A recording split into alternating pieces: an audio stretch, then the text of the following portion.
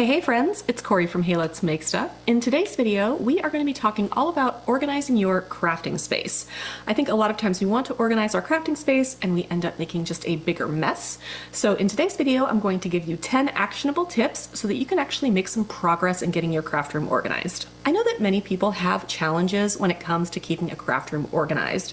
Maybe you have something like ADHD, or maybe you have a chronic illness, or maybe you just have too much stuff. There are so many things that sort of get in the way of having that organized craft space, and I just wanted to say that I understand that there are issues. It's not easy for everybody to be organized. I am a naturally organized person, but I know that so many people aren't, and I don't want you to think that you have to be just like me to get your space to a place that you're happy with. But that being said, having a clean-ish space really can maximize your productivity. It can make you more creative. If you just have that space to work and you have everything organized so you can find things really easily. So let's go ahead and dive in with my 10 tips for organizing your craft room. Before I embark on any big project, I like to set goals. So number one, we are going to set goals for organizing our craft room. Having a goal or several goals gives us something to visualize when we're in that sort of messy middle, when everything is out of the drawers or out of the cabinets and it is just a disaster. Having goals will actually give us something to aim for instead of just sort of dealing with the mess right in that moment. We'll have like basically a roadmap of where we want to get to. There are a lot of different goals that you might have. Maybe you're moving from a larger space and you need to downsize for a smaller space. Maybe you want to declutter some things that you just haven't used in a long time. Maybe you're starting a small business and you need to sort of clear out that clutter so that you can actually make room for inventory and shipping supplies and those sorts of things. When I first set up this craft space, I had 3 primary goals. The first was to make a space that allowed me to craft whenever I would like. So basically, I didn't want it to be so filled up in here that I had to make space every time I wanted to do a craft. Second, I wanted the craft supplies that I use most often to be very easily accessible because I didn't want to have to dig through bins or baskets or cabinets or drawers just to find what I needed to make a simple project. And third for me, I wanted to foster my own creativity by creating a space that was colorful and bright and that I just really enjoyed being in. Your goals can be basically anything you like, and it's going to differ from person to person because you have different needs, you have different space, you have different budget. So go ahead and create maybe 1 to 3 goals that you can use basically as your North Star as you're organizing your craft room. Number 2 is to figure out what you actually like to craft. And this can be really hard, especially if you like to make a lot of different things. You're going to have to sit down and sort of think, what do I actually really enjoy doing and what am I just not interested in anymore? I want to put on my little high school economics teacher hat and let's talk about something called the sunk cost fallacy. This is where someone is reluctant to abandon something because they've put so much time or money or effort into it, even if abandoning it really is the right choice. Craft supplies and storage furniture, it's just not that inexpensive. And I think a lot of times when we dump a lot of money into a particular type of craft, even if we're not interested in doing it anymore, we keep those things around because we have put so much money or time or energy into it. For a couple years, the primary craft on my blog was sewing. I know you probably would never know that if you've just recently started following me, but I did a lot of sewing and quilting tutorials when I first sort of got started with my craft blog. But then as I started to get more crafting machines like my Cricut, sublimation printer, lasers, sewing really started to take a back seat. And by back seat, I mean sewing really isn't in my car anymore at all. The only time I really end up sewing is mostly Halloween costumes or other things for my boys. So a few years ago, I had to make the very difficult decision to actually donate a lot of my fabric and supplies to somebody who was actually going to use them. This was very difficult because I paid good money for that fabric, but that fabric had been sitting in my closet for years and it just wasn't getting used. And really, I needed the storage for things like vinyl and iron-on and paper and all of the things that I currently craft with. And even though it was hard to get rid of those things, I was able to donate to somebody who was actually going to use them, and I was able to make way more space in my craft room for what I was actually interested in. So I want you to take a look around your current craft room and really decide, what am I interested in? What is making me happy these days? Are there things that you're holding on to because you spent so much money or you used to love them, so you think maybe I'll love them again in the future, but you know in your heart, you're just never going to come back to that particular type of craft? And if you need permission to move on, I'm going to go ahead and give it to you. You can say, Corey said I could get rid of this, it's not serving me anymore. Don't worry about really going through everything at this point, we will get to that in a few points, but just really start to decide, okay, I think that chunk of stuff can probably go. Third, you're gonna start to designate some zones within your craft room. So you wanna take what you actually like to do, so for me that would be Cricut, sublimation, and laser crafting, and you're gonna sort of designate zones in the space that you have. And I know that people are gonna have a very small amount of space to work with, with or a large amount of space to work with. It's going to differ for everybody. But in general, you sort of want to keep like with like. So for me, I have all my sublimation supplies sort of in the same area. I've got all my laser supplies sort of in the same area, and I have most of my Cricut supplies in the same area. You don't have to decide where everything goes. I just want you to be like, okay, over here, I'm probably gonna have my sewing stuff because I don't want all my fabric damaged by the sunlight that comes in from the windows across the room. Or maybe you have a particular piece of furniture that you know is really good for storing those iron-on and vinyl rolls, and you can be like, okay, this is sort of gonna be my Cricut crafting section. And then one zone that I think is really important is to have a big empty table. This is your work table. It doesn't store anything on top of that table. This is actually my video filming table. It is not my work table. I have a table that is just like this over here on the other side of my room, and the only thing on it is a Cricut lamp for when I really need more light. I have designated this table as basically my crafting table. Whatever I'm working on in the moment, that's where I can work on it.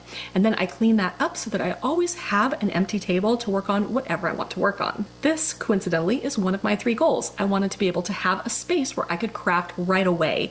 I didn't want to have to move a bunch of stuff or make a bunch of room. I wanted to have somewhere that I could actually just craft and not have to worry about cleaning up a mess first. So now that you have your goals, you know what you like to make, and you have a general idea of where things are going to go in your craft room, we can actually start organizing. We're going to start by actually pulling out anything that you consider trash, anything that is expired, anything that doesn't work anymore. You want to pull all of those things out first because we're just going to take those directly to the trash. I don't want you to have to think on whether or not this is something you can donate or sell. This is just stuff that is obviously going in the bin. I think this is the easiest place to start because some things are just obviously trash and they sort of get you rolling in this whole craft organization thing. Maybe you have dried up acrylic paints. Maybe you have pens that don't work anymore. For months, I had a broken heat press and I kept thinking, maybe I'm gonna fix this. Guys, I'm never gonna fix it. So all of those things are things that you'll wanna put directly into the trash. Make sure that if it's anything like paint or electronics and those sorts of things that you are trashing them responsibly, so you may have to take them to a hazardous waste site. But basically, you just want to go through all of your drawers, all of your bins, and just start to throw away the obvious things. Number 5 is going to be a little bit more difficult than throwing away the trash. This one is figuring out what you want to donate. So you can start with those things that we talked about earlier in this video, all of the craft stuff that you know that you're just never going to use anymore. You can go ahead and put that in a donate bin. Then go through your other bins and boxes and drawers and cabinets and figure out what else you're not going to use. Maybe there are Cricut supplies that work because you are a Cricut crafter, but you're never going to use them. I had so many rolls of vinyl in colors that I just don't craft with, and I finally got rid of them because there is just no chance that I'm going to use something that's sort of country chic because it's just not my style. So I was able to pass that along to somebody else who would use it. There may be some things that you want to sell instead of donate, and I totally understand that. For example, I had a Silhouette Cameo 4. I wanted to do some comparison videos between Silhouette and Cricut, and I bought that thing so many years ago when it first came out, and I literally never took it out of the box. So I finally just recently decided to sell it to a neighbor because it was brand new and I was able to get a good price for it. But generally, I do feel like donating is a lot easier than selling unless you know you can get a really decent price for something. The problem with selling stuff, especially small stuff, is it's all going to get just basically dumped in a bin, and then you're just going to have a bin of stuff you're trying to sell, and you have to be on top of it. You have to be on top of Facebook Marketplace or Craigslist or wherever people sell supplies these days. And a lot of times that just turns into a bin that lives in your craft room that you're not doing anything with. So generally I am of the donate rather than sell, but I do understand that you may want to make some money back. But if it's not selling right away, I would consider donating it. I have 3 suggestions for donations. These may change depending on where you live. My first is to donate supplies to your local school if it's something that they need. I had a whole bunch of Crayola supplies from a sponsored post I did. My boys had gone through so much of it, but I still had so much left over. So I ended up just donating that to their school. I was also able to donate a bunch of Cricuts because I have a lot of them to their school, and now I know that the teachers are using them to create classroom stuff, and they're not just sitting on a shelf in my craft room. The second thing that has worked really well for me is putting things in a bin on my driveway with a big sign that says free. And I am always shocked at how many people will come and just take stuff out of that bin. Sometimes I'll put it in my local Facebook group for our neighborhood and just say, hey, I've got free craft supplies at the end of the driveway at my address. And by the end of the day, that bin is almost nearly empty every single time. This won't work quite as well if you live like out in the country, but if you do live in a neighborhood, you might want to give it a shot. And then finally, another Facebook resource is a Buy Nothing group. So most neighborhoods have a Buy Nothing group, and basically it's a group group that you can't sell anything in. It's just basically free donations or people looking for things for free. Ours is really active here in our neighborhood, and so a lot of times I'll just say bin of craft supplies, free, and I'll say where my address is and somebody will come pick it up. It's similar to the second one, but I do find that Buy Nothing group is a really good way to get rid of things because people are in that group specifically looking for free things. Using these 3 methods, I found that I'm able to get rid of up to 95% of the things I do want to donate without having to go to my local donation center. This is really good for me because I know that the things that I'm donating are being used right here in my community, and I don't know, that makes me feel happy. Number 6 is to start researching storage solutions. So if you have a budget of $0, you have a budget of $0, and that's fine. So take a look at what you have, maybe what you can repurpose from other places in your house, and just start to get an idea of how you're going to store your supplies in your craft room. This is where you can start to divide the stuff you have left up into those zones. So you're like, okay, maybe I've got this really great shelf, I'm going to put paper on it, or maybe I have this really great table, it's perfect for my Cricut. This is where we're going to start actually organizing. If you do have a budget for some storage solutions, don't go out and just buy every bin and basket that you think are cute. Really think about what you have and how it's going to serve you. For example, every other craft blogger that I know has a dream box, right? A lot of bloggers have this gorgeous dream box behind them, and I have tried so hard to figure out how a dream box would fit basically into the ecosystem I have created here in my craft room, and honestly, I just can't make it work. I technically have the space, I just don't need storage for a lot of little things. I've got plenty of storage for little things. I need storage for big things. So for example, over here to my right, I do have a big IKEA PAX wardrobe, and it allows me to put these giant bins of blanks in there. I need more storage like that. I don't need as much storage for the really small stuff, I need storage for the big stuff. And then across the room over there, I've got 2 big Husky workbenches with drawers. And these drawers hold all of my laser materials and supplies. They are not cute, they are not in rainbow order, they are just these big, hefty workbenches that do exactly what I need them to do. So even if a dream box is in your budget, is it actually going to serve you? It might. It serves a lot of people and it's really cool. But if not, then make sure you are buying the storage solutions that match your storage needs. Don't buy something just because everybody else has it. Really make sure that it works for your needs. By now, you should be getting an idea of where things go in your craft room. So let's talk a little bit more about storage. And number 7 is to maximize that vertical space. There is a lot of room on your walls if you go all the way up to the ceiling. My first idea to maximize your vertical space is a pegboard. I love a pegboard. I love a really big pegboard. You may see this behind me and think, oh, it's a nice backdrop for her videos, but this is all stuff I use all the time. This is where my Cricut tools live. This is where my pens live. This is way more than decoration. It is actually useful. And if you remember back to my goals, one of my main goals was to make things accessible so that I could easily craft with them. So if I need a Cricut tool, it's right here. If I need ribbon, right here. Need acrylic paint, it's right over there. Really easy for me to access. I don't need to go digging in any drawers or bins to find them. Another way to maximize that vertical space is with furniture. So like I said, I have one of those big tall PAX IKEA wardrobes. It goes almost all the way to the ceiling, and that allows me to fit so much in that space. I also have a baker's rack on the other side of the room, and that holds most of my heat presses.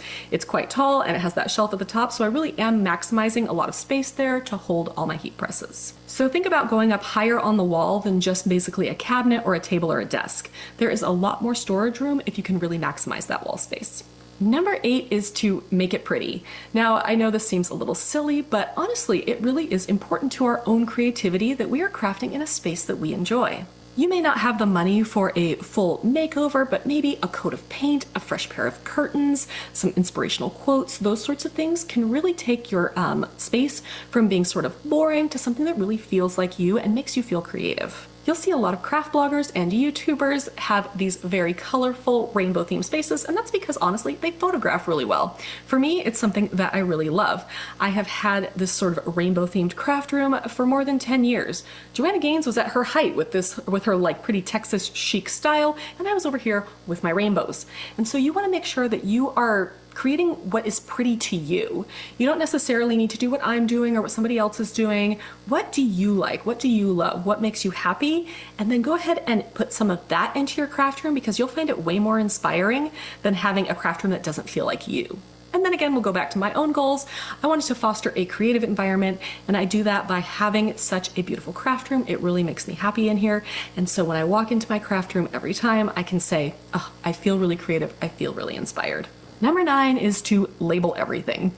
I actually do have so much of this craft room labeled, and it's so helpful also for that accessibility thing that I talked about earlier. I want my supplies accessible, I want to know where everything is, so everything is labeled.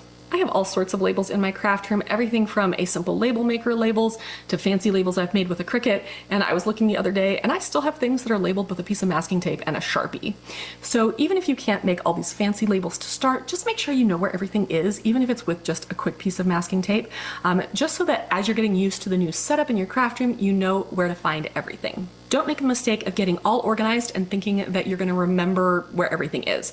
I can barely remember where I put my keys. There is definitely no way that I'm going to remember where the wooden dowels are in here. I definitely need a label so that I can find them easily. And number 10 is how we're going to keep it organized. I'm going to be honest right now, my office behind this camera is an absolute disaster. However, I know that I can get it back to being really tidy with not that much work because everything has a place in my craft room. So there are several ways you might want to keep up with the tidiness in your craft room.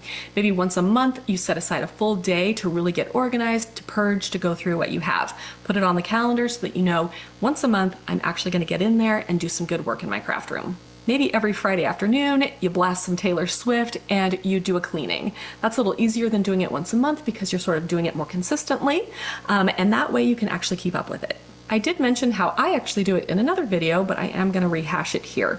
So I actually have a flippable timer, and on one side it has 30 minutes and on the other side it has 5 minutes. So I will set that 30-minute timer and I'll spend my time crafting, I'll spend my time writing, I'll spend my time making a video like this. And then when that timer goes off, I will flip it over to the 5-minute timer and I will spend 5 minutes cleaning my craft room. It is absolutely amazing how much I can get done in that 5 minutes. It is a mess in here, but I can guarantee you by the end of the week it will be pretty tidy because I'm actually at the end of the really big heavy work that I was doing, and now I'm on to sort of filming what I have done, and that requires a lot fewer supplies. So every 30 minutes I'm gonna clean for 5 minutes, which means that most days I'm cleaning for more than an hour in here. And if you add that up over the course of the month, that is a lot of hours that I spend keeping my craft room tidy. And because of that, I then have the space and the mental space and the energy to be able to actually craft instead of spending my whole time cleaning. So those are my 10 tips for keeping organized in your craft room. We're heading into the spring season. This is the perfect time to get started. If you have any questions about how I keep my craft room tidy, about different storage solutions I have, I will go ahead and answer those down in the comments. If you'd like more Cricut, sublimation, and laser tutorials, follow my channel. I'll see you next time.